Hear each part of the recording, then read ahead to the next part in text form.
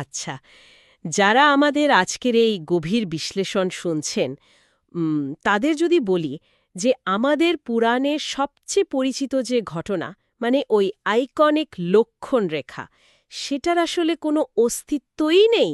হ্যাঁ, শুনলে তো যে কারো চোখ কপালে ওঠার কথা। মানে এটা তো আমাদের একদম মজ্জাগত একটা ধারণা। একদম। অথবা ধরুন যদি বলি যে সীতা মোটেও কোনো অসহায়, মানে কথায় কথায় কান্নাকাটি করা কোনো অবলা নারী ছিলেন না, বরং চরম বিপদের মুখেও তিনি ছিলেন একজন তুখোড় কৌশলী আর অত্যন্ত স্বাধীনচেতা মানুষ। রাইট।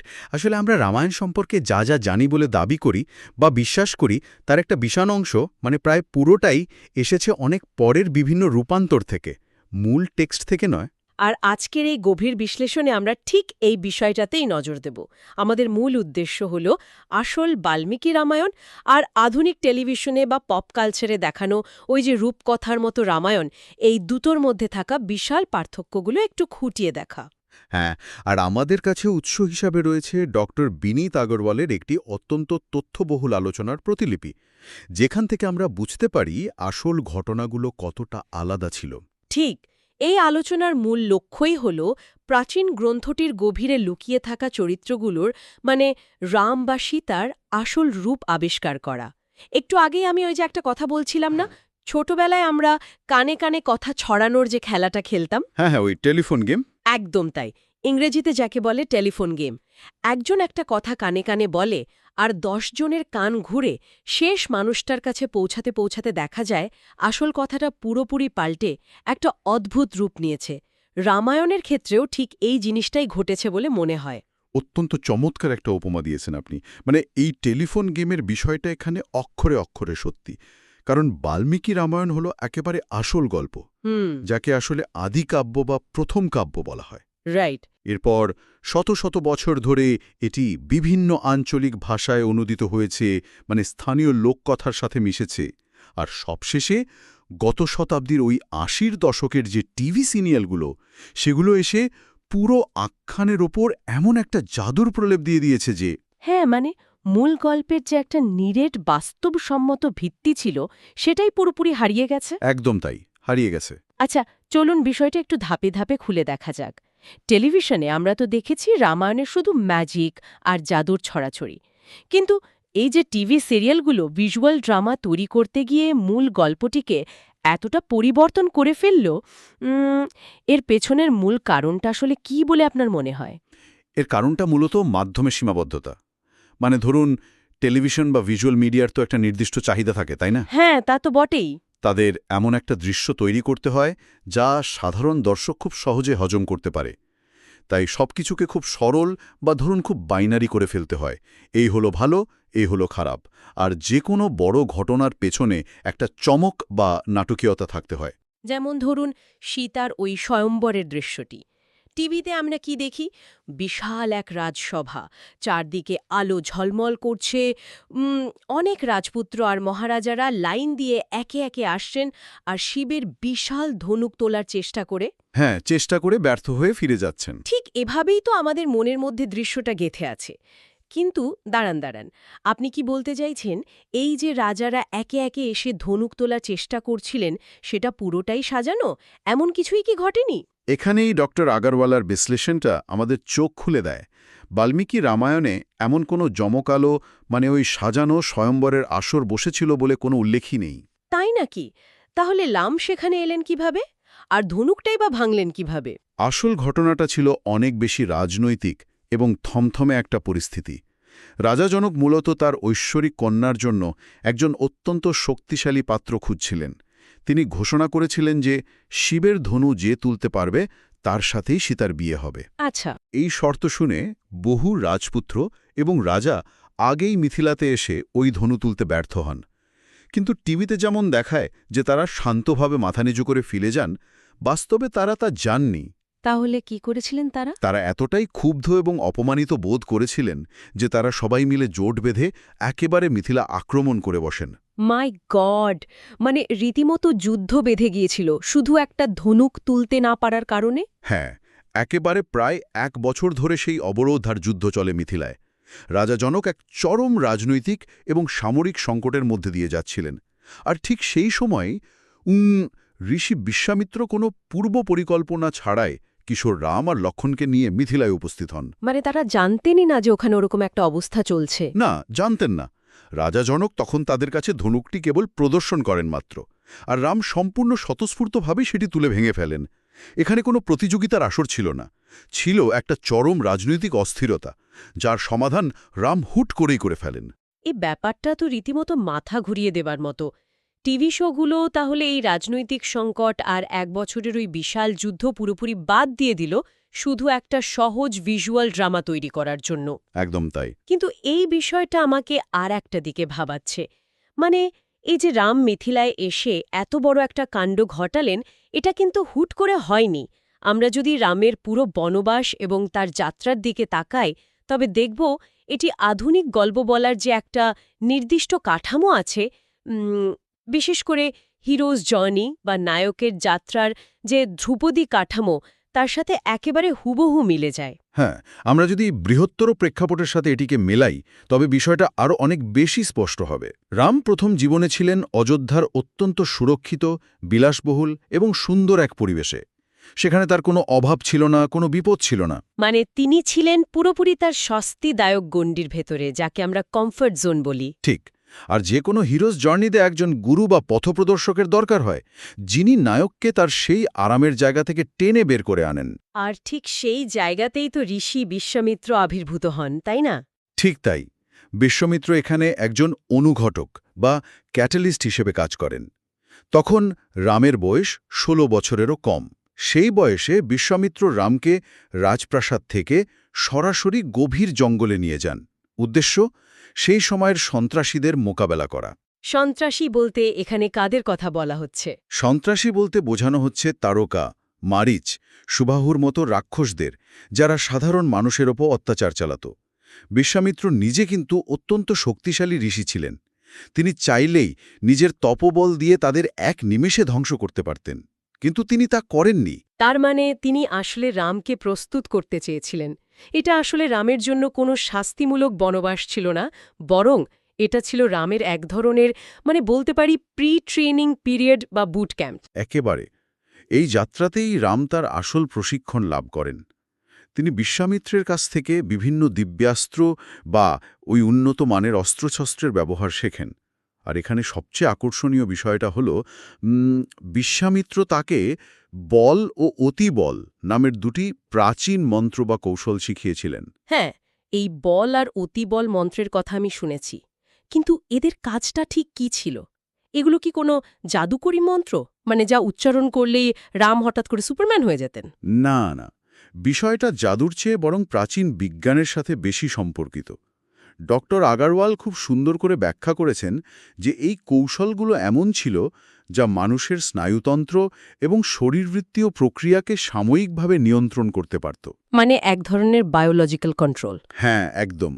এই বিদ্যা প্রয়োগ করে রাম আর লক্ষণ দিনের পর দিন ক্ষুধা, তৃষ্ণা এবং ঘুম থেকে নিজেদের বিরত রাখতে পারতেন। একটু ভাবুন তো, গহীন জঙ্গলে যেখানে পদে পদে বিপদ, সেখানে ক্লান্ত না হয়ে যুদ্ধ চালিয়ে যাওয়ার জন্য এরকম একটা জৈবিক নিয়ন্ত্রণ কতটা জরুরি। অবিশ্বাস্য। দণ্ডকারণ্য থেকে শুরু করে অগস্ত্য ঋষির সাথে সাক্ষাৎ, এই পুরো সময়টায় রাম জঙ্গলে কেবল উদ্দেশ্যহীনভাবে ঘুরে বেড়াননি। তিনি সক্রিয়ভাবে নিজের দক্ষতা বাড়াচ্ছিলেন, অস্ত্র সংগ্রহ করছিলেন এবং রাবণের মতো শক্তিশালী শত্রুর মোকাবেলা করার জন্য নিজেকে একজন নিপুণ যোদ্ধা হিসেবে গড়ে তুলছিলেন। মানে এখান থেকে বিষয়টা সত্যি দারুণ কৌতূহলোদ্দীপক হয়ে ওঠে। রামের চরিত্রটি যেমন মূল গ্রন্থে অনেক বেশি গতিশীল এবং আত্মনির্ভরশীল, ঠিক তেমনি সীতার আসল ব্যক্তিত্ব কিন্তু আমাদের রীতিমতো চমকে দেয়। হ্যাঁ, সীতার চরিত্র তো একেবারেই অন্যরকম। টিভি শোগুলোতে আমরা সাধারণত কি দেখি? সীতা একজন অত্যন্ত কোমল, কথায় কথায় কেঁদে ফেলা এবং পুরোপুরি পুরুষ নির্ভর একজন নারী। কিন্তু ডক্টর আগারওয়ালের বিশ্লেষণ আর বাল্মীকি রামায়ণ তো সীতাকে একটা সম্পূর্ণ ভিন্ন আলোয় দেখাচ্ছে। আধুনিক টিভি সিরিয়ালের তৈরি করা এই অবলা নারীর স্টিরিওটাইপটা বাল্মীকি রামায়ণে পুরোপুরি ভেঙে চুরমার হয়ে যায়। মূল গ্রন্থে সীতা অত্যন্ত স্বাধীনচেতা এবং দৃঢ় মানসিকতার একজন মানুষ। তিনি নিজের জীবনের সিদ্ধান্ত নিজেই নেন। হ্যাঁ, ওই যে বনবাসের আদেশের পর রাম যখন সীতাকে অযোধ্যায় সুরক্ষিত অবস্থায় রেখে যেতে চান, তখন সীতা তো প্রবল আপত্তি জানান। শুধু আপত্তি নয়, তিনি শুধু কান্নাকাটি করে রামের পায়ে পড়েননি, বরং তিনি রামকে রীতিমতো ভর্ৎসনা করেছিলেন। ভর্ৎসনা করেছিলেন মানে রামকে রীতিমতো কথা শুনিয়েছিলেন সীতা? হ্যাঁ, সীতা অত্যন্ত জোরালো যুক্তিতে রামকে বলেছিলেন যে বিয়ের সময় তুমি আমার দায়িত্ব নিয়েছিলে, এখন বিপদ এসছে বলে তুমি আমাকে এভাবে ফেলে একা যেতে পারো না, এটা তোমার দায়িত্বের চরম অবহেলা। ওয়াও! সীতার এই জেদ এবং যুক্তির কাছে রাম হার মানতে বাধ্য হয়েছিলেন। এটা তো সত্যিই কোনো অসহায় নারীর কথা হতেই পারে না। কিন্তু আচ্ছা, ওই যে সোনার হরিণ বা মায়ামৃগের ঘটনাটা, সেখানে কি হয়েছিল? আমরা তো জানি সীতা রামের বিপদের আশঙ্কা করে লক্ষ্মণকে খুঁজতে পাঠিয়েছিলেন, আর লক্ষ্মণ না যেতে চাইলে সীতা তাকে প্রায় জোর করেই পাঠান। এই জোর করার বিষয়টা কি আসলেই ঘটেছিল? জোর করার বলতে আসলে অনেক কম বলা হয়। সীতা লক্ষ্মণকে বাধ্য করার জন্য চরম মনস্তাত্ত্বিক চাপের প্রয়োগ করেছিলেন সেখানে। মনস্তাত্ত্বিক চাপ চুলাবে? যখন রামের আর্তনাদ শোনা যায়, লক্ষ্মণ তো জানতেন এটা রাক্ষসদের মায়া, তাই তিনি রামের আদেশ অমান্য করে সীতাকে একা রেখে যেতে চাননি। তখন সীতা বুঝতে পারেন যে সাধারণ অনুরোধে কোনো কাজ হবে না। তিনি তখন নিজের যুক্তিতে চরম এক তত্ত্ব দাঁড় করান। কি তত্ত্ব? তিনি লক্ষ্মণকে সরাসরি অভিযোগ করে বসেন যে লক্ষ্মণ হয়তো রামের মৃত্যুর জন্য অপেক্ষা করছেন, যাতে তিনি সীতাকে পেতে পারেন, অথবা লক্ষ্মণ আসলে ভরতের গুপ্তচর। কি সাংঘাতিক! এরকম একটা অভিযোগ শুনলে তো মানে যে কোনো মানুষেরই মাথা খারাপ হয়ে যাবে। ঠিক এটাই ছিল সীতার কৌশল। সীতা খুব ভালো করেই জানতেন এই ধরনের ভয়ঙ্কর কথা শুনলে লক্ষ্মণ আর এক মুহূর্ত ওখানে দাঁড়িয়ে থাকতে পারবেন না, তাকে রামের খোঁজে যেতেই হবে। এখানে সীতার উপস্থিত বুদ্ধি এবং পরিস্থিতির ওপর নিয়ন্ত্রণ নেওয়ার যে তীক্ষ্ণ ক্ষমতা, তা কোনোভাবেই কোনো সাধারণ বা দুর্বল নারীর বৈশিষ্ট্য হতে পারে না। একদমই তাই। আর সবচেয়ে বড় চমকটা রয়েছে অগ্নিপরীক্ষার পর্বে। হ্যাঁ, অগ্নি পরীক্ষা। এটা নিয়ে তো প্রচুর বিতর্ক। টিভি সিরিয়ালে তো আমরা দেখি রাম খুব কঠোরমুখী সীতাকে এই পরীক্ষা দিতে নির্দেশ দিচ্ছেন, আর সীতা খুব অসহায়ভাবে কাঁদতে কাঁদতে আগুনে প্রবেশ করছেন। বাল্মীকি রামায়ণ বলছে সম্পূর্ণ অন্য কথা। রাম লক্ষ্মণকে চিতা সাজাতে কোনো নির্দেশই দেননি। দেননি? তাহলে কে দিল নির্দেশ? বরং সীতা নিজেই নিজের পবিত্রতা প্রমাণের জন্য, নিজের আত্মমর্যাদা রক্ষার তাগিদে লক্ষ্মণকে নির্দেশ দিয়েছিলেন চিতা প্রস্তুত করার জন্য। এটি ছিল সম্পূর্ণ তার নিজস্ব এবং স্বাধীন সিদ্ধান্ত। রাম সেখানে কেবল একজন নীরব দর্শক ছিলেন। এই একটা তথ্যই তো পুরো আখ্যানের অর্থ বদলে দেয়। সীতা কোনো প্যাসিভ বা নিষ্ক্রিয় চরিত্র ছিলেন না, তিনি ছিলেন পুরো ঘটনার সক্রিয় পরিচালক। আর তার এই বুদ্ধিমত্তার সবচেয়ে বড় প্রমাণ তো পাওয়া যায় অপহৃত হওয়ার সময়। হ্যাঁ, ওই গহনা ফেলার বিষয়টা। একটু চিন্তা করে দেখুন পরিস্থিতিটা। রাবণীর মতো একজন ভয়ঙ্কর রাক্ষস সীতাকে অপহরণ করে নিয়ে যাচ্ছে, আর টিভি সিরিয়ালে রাক্ষসদের সাধারণত যেভাবে একটু মজার, বড় বড় শিংবালা খলনায়ক হিসেবে দেখানো হয়, রাবণ তো মোটেও তেমন ছিলেন না, তাই না? একেবারেই না। মূল টেক্সটের রাক্ষসরা ছিল সেই সময়ের খাদ্য শৃঙ্খলের একেবারে সর্বত্র শিকারী বা অ্যাপেক্স প্রেডেটর। তারা আক্ষরিক অর্থেই ছিল নরখাদক বা মানুষের মাংস খেত। বাপরে! আর রাবণ, যার আসল নাম ছিল দশানন এবং যিনি সত্যি 10 মাথা নিয়েই জন্মেছিলেন, তিনি ছিলেন একজন অত্যন্ত শক্তিশালী, নিষ্ঠুর এবং ভয়ঙ্কর শাসক। তিনি ছিলেন একজন সিরিয়াল অপহর্তা, যিনি এর আগেও অসংখ্য নারীকে জোরপূর্বক তুলে নিয়েছিলেন। আর তার কাছে ওই পুষ্পক বিমানের মতো অত্যন্ত দ্রুতগামী আকাশযানও ছিল। এবার পরিস্থিতিটা একবার কল্পনা করুন যারা শুনছেন, একজন মানুষ যাকে 1000 ফুট ওপর দিয়ে একটা উড়ন্ত রথে করে জোরপূর্বক আকাশে উঠিয়ে নিয়ে যাওয়া হচ্ছে একজন ভয়ঙ্কর সিরিয়াল অপহর্তার নরখাদকের দ্বারা। আজকের দিনে আমরা প্লেনে উঠলেই মানে একটু টার্বুলেন্সের কারণে ভয়ে কেঁপে উঠি। হ্যাঁ, ঠিক কথা। আর সেখানে এরকম একটা চরম আতঙ্কের মুহূর্তে একজন সাধারণ মানুষ হলে তো ভয়ে অজ্ঞান হয়ে যাওয়ার কথা। কিন্তু সীতা কি করলেন? তিনি সেই চরম আতঙ্কের মুহূর্তেও নিজের উপস্থিত বুদ্ধির প্রয়োগ করে নিজের গহনাগুলো খুলে নিচে ফেলেছিলেন, যাতে রাম সেই সূত্র ধরে তাকে খুঁজে পান। একদম। এটি কি কোনো অসহায় নারীর লক্ষণ? মোটেও না, বরং এটি একজন অত্যন্ত বুদ্ধিমান এবং সক্রিয় অংশীদারের পরিচয় বহন করে, যিনি বিপদের মাঝেও শত্রুকে পরাস্ত করার কৌশল খুঁজছেন। আপনি একদম ঠিক বলেছেন। সীতার এই পদক্ষেপগুলোই কিন্তু প্রমাণ করে যে প্রাচীন এই গল্পগুলো কতটা বাস্তবসম্মত মনস্তত্ত্বের উপর দাঁড়িয়েছিল। আর এটি একটি অত্যন্ত গুরুত্বপূর্ণ প্রশ্নের জন্ম দেয়। কি প্রশ্ন? আধুনিক দর্শকদের সবকিছুর পেছনে এই যে জাদুকরী বা ঐশ্বরিক ব্যাখ্যা শোনার এত আগ্রহ কেন, যেখানে মূল গ্রন্থটি অনেক বেশি যৌক্তিক, ইঞ্জিনিয়ারিং ভিত্তিক এবং মনস্তাত্ত্বিকভাবে গভীর। হ্যাঁ, এই জাদুকরী ব্যাখ্যার কথায় মনে পড়ল, সীতা তো গহনা ফেলে গেলেন, রাম সেই সূত্র ধরে সমুদ্রের পার পর্যন্ত পৌঁছালেন। কিন্তু এরপর তো বিশাল সমুদ্র। রাবণের তো আকাশযান ছিল, কিন্তু রামের তো কোনো জাদুর ডানা ছিল না। তো এই বিশাল ভৌগোলিক বাধা তিনি কিভাবে পার হলেন? এটা একটা দারুণ পয়েন্ট। মানে ছোটবেলা থেকে আমরা তো শুনে আসছি যে পাথরের গায়ে রামের নাম লিখে সমুদ্রে ফেলে দিলেই তার জাদুর মতো ভাসতে শুরু করেছিল, আর সেই ভাসমান পাথর দিয়েই নাকি রামসেতু তৈরি হয়। বাল্মীকি রামায়ণ কি বলছে এই ব্যাপারে? বাল্মীকি রামায়ণ অত্যন্ত স্পষ্টভাবে বলছে যে রামসেতু নির্মাণের ক্ষেত্রে কোনো জাদু বা মিরাকেল ছিল না। পাথরের নাম লিখে ভাসিয়ে দেওয়ার গল্পটা সম্পূর্ণ পরবর্তীকালের একটা সংযোজন। মূল কাহিনীতে রামসেতু ছিল তৎকালীন প্রকৌশলবিদ্যা বা নিখুঁত ইঞ্জিনিয়ারিংয়ের এক চরম নিদর্শন। তাহলে সেই সেতুটা ঠিক কিভাবে বানানো হয়েছিল? মানে কোনো জাদু থালা এত বিশাল একটা সমুদ্রের ওপর দিয়ে সেতু বানানো তো প্রায় অসম্ভব বলে মনে হয়। অসম্ভবকে সম্ভব করেছিল বানর সেনার কৌশল এবং তাদের কঠোর পরিশ্রম। তাদের মধ্যে নল নামের একজন অত্যন্ত দক্ষ স্থপতি বা আর্কিটেক্ট ছিলেন। তারই নেতৃত্বে পুরো সেতুটির নকশা তৈরি হয়। আচ্ছা, নল ছিলেন চিফ ইঞ্জিনিয়ার তাহলে? হ্যাঁ, তারা প্রথমে বড় বড় পাহাড় থেকে পাথর কেটে আনেন। এরপর বিশাল বিশাল গাছ এবং কাঠ দিয়ে সমুদ্রের তলদেশে একটা শক্তিশালী ফাউন্ডেশন বা ভিত্তি তৈরি করেন। এটা তো আধুনিক যুগের ব্রিজের মতনই শোনাচ্ছে। একদম।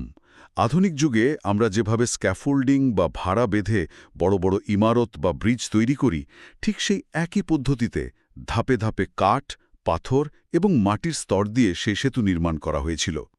এটি কোনো জাদুর কাঠি নেড়ে হয়নি, এটি ছিল হাজার হাজার কর্মীর দিনের পর দিন হাড়ভাঙা খাটুনির ফল। আচ্ছা, একটা কথা বলুন তো, ওই যে কাঠবিড়ালির গল্পটা, কোনটা? ওই যে একটা ছোট্ট কাঠবিড়ালি এসে বালি ফেলে সেতু তৈরিতে সাহায্য করেছিল, আর রাম খুশি হয়ে তার পিঠে হাত বুলিয়ে দিয়েছিলেন, যে কারণে কাঠবিড়ালির পিঠে দাগ হয়ে যায়। এই আবেগঘন গল্পটাও কি তাহলে? দুর্ভাগ্যজনকভাবে হ্যাঁ, এই অত্যন্ত জনপ্রিয় গল্পটিও মূল বাল্মীকি রামায়ণে নেই। এটি পরবর্তীতে অন্য কোনো লোককথায় বা অনুবাদে যুক্ত হয়েছে। বুঝতে পারছেন তো কেন মানুষ এই জাদুর গল্পগুলো পরে যোগ করেছে? কেন? মানুষের কি মানে বাস্তবতার চেয়ে রূপকথাই বেশি পছন্দ? অনেকটাই তাই। মানুষের কাছে এটা মেনে নেওয়া সহজ যে ঈশ্বর চাইলে জাদুর মাধ্যমে পাথর ভাসিয়ে দিতে পারেন বা একটা রেখা টানলে কেউ সেটা পার হতে পারে না। কিন্তু এটা হজম করা খুব কঠিন যে ঈশ্বররূপী একজন মানুষকেও একটা সেতু বানানোর জন্য আধুনিক ইঞ্জিনিয়ারদের মতো কাঠ পাথর কেটে কাঠামোগত ভিত্তি তৈরি করতে হয়েছিল। একদমই তাই। মূল গল্পটি কোনো সস্তা জাদুর ওপর নয়, বরং কৌশল, কঠোর পরিশ্রম এবং যৌক্তিকতার ওপর দাঁড়িয়ে আছে। মানুষ যখন বাস্তব জীবনের কঠোর সংগ্রামকে মেনে নিতে ভয় পায়, তখন তারা জাদুর আশ্রয় নেয়। লক্ষ্মণ রেখা বা ভাসমান পাথরের মিথগুলো আসলে সেই ভয়েরই ফসল। তাহলে এই পুরো আলোচনা থেকে আমাদের আজকের মূল শিক্ষণীয় দিকটা কি দাঁড়াচ্ছে? কেনই বা আমরা এত বছর পর এসে এই বিষয়গুলো নিয়ে এত কাটাছাড়া করছি? এর প্রধান কারণ হল আসল টেক্সটের যে সুসংজ্ঞায়িত চরিত্রগুলো এবং তাদের সংগ্রাম, সেগুলো আধুনিক দর্শকদের কাছে অনেক বেশি প্রাসঙ্গিক। আমরা যখন অতিরঞ্জিত টিভি সিরিয়ালগুলো বাদ দিয়ে আসল বাল্মীকি রামায়ণের দিকে তাকাই, তখন এটি কোনো সাধারণ রূপকথার গল্প বলে মনে হয় না। হ্যাঁ, তখন মনে হয় যেন একটা বাস্তবের গল্প পড়ছি। ঠিক, এটি মনে হয় একটি জটিল, মনস্তাত্ত্বিক এবং বাস্তবসম্মত থ্রিলার।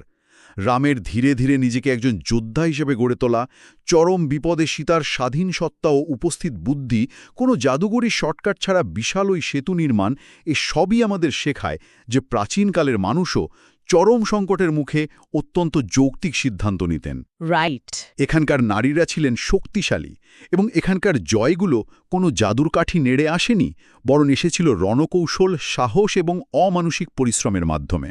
তবে আমরা এমন এক সমাজের দেখা পাই যা আমাদের বর্তমান সমাজের চেয়েও হয়তো অনেক ক্ষেত্রে বেশি প্রগতিশীল এবং বিজ্ঞানমনস্ক ছিল।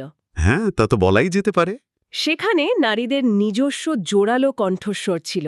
আর নায়কদের নিজেদের যোগ্যতা প্রমাণ করতে হতো কঠিন বাস্তবের মাটিতে দাঁড়িয়ে লড়াই করে। ঠিক তাই।